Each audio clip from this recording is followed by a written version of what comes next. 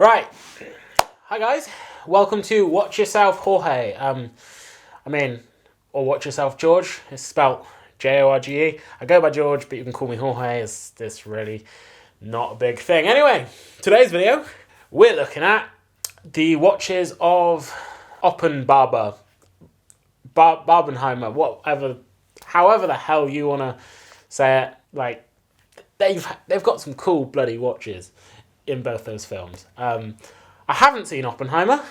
Producer Terry has. Yep. He loves his movies a lot more than me. He's a big movie guy. I'm a watch guy.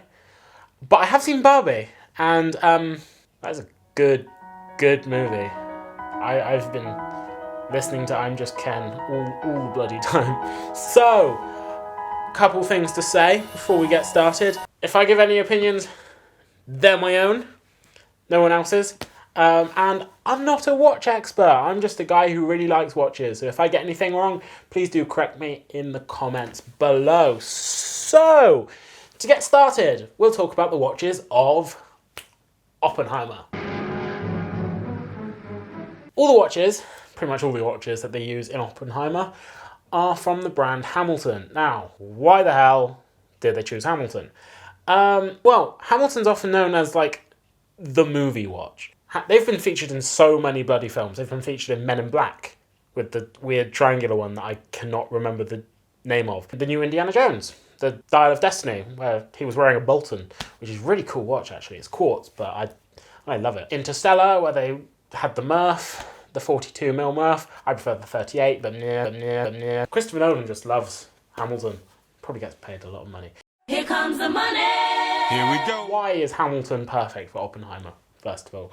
So, founded in 1882, they're an American firm. They have a really, really clear American identity, and they were made in America up until 1969. For example, in the World War II period, they didn't make any watches for the civilian market. They made like 1 million watches for the military market. So they are quintessential military watches, and even today they make the khaki field mechanical, and they're just super cool watches, perfect for everyday use.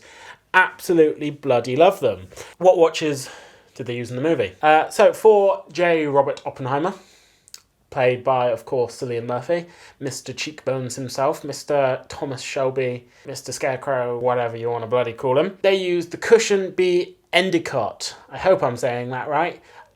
It's a really beautiful watch. I love cushion case watches, and this is just a really, really nice example. And they also used the Lexington, which, to be honest, anything called the Lexington is good in my book. One of the reasons why those watches are really nice is they have really nice American heritage, with sort of Art Deco styling.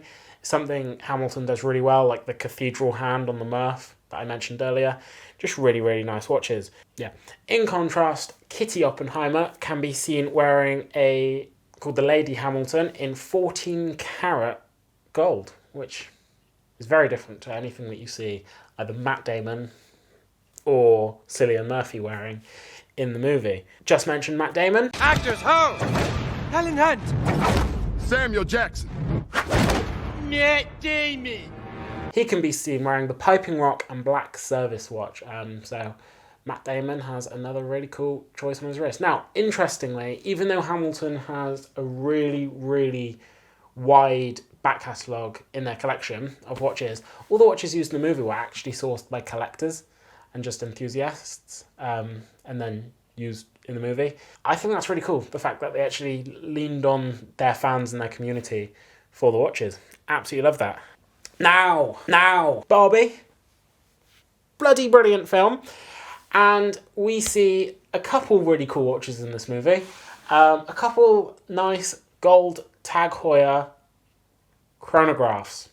On Ken's wrist, he's wearing two on one wrist, one on the other, and he's wearing a fur coat, and he looks like an absolute Chad when he like rips it open. It's really, really bloody cool. And why did Barbie use Tag Heuer? Simple reason. Ryan Gosling's their brand ambassador. So rather than getting a new Tag Heuer in, Greta Gerwig, or whatever the hell her name is. My name is Greta Gerwig, and I am going to kind of show you how to fence. Thought, you know what, we can do this. We can do a product placement, but we're going to use some cool vintage stuff.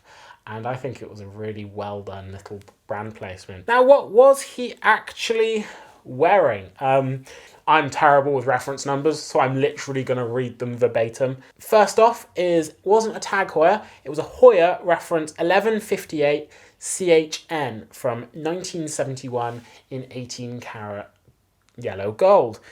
Well, with an 18 karat gold bracelet, and to be honest, looking at pictures of this watch, bloody beautiful.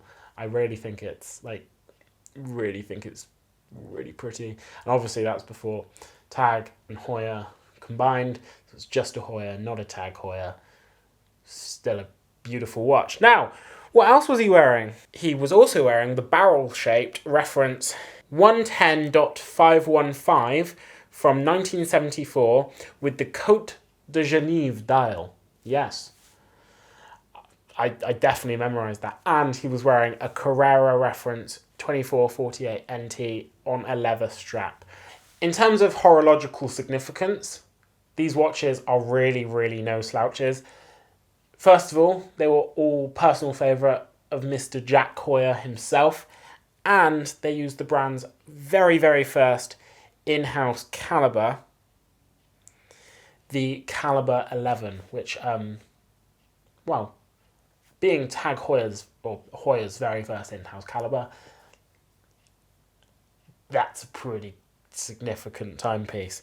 Also, being Heuer, very deep connections to Formula One and racing.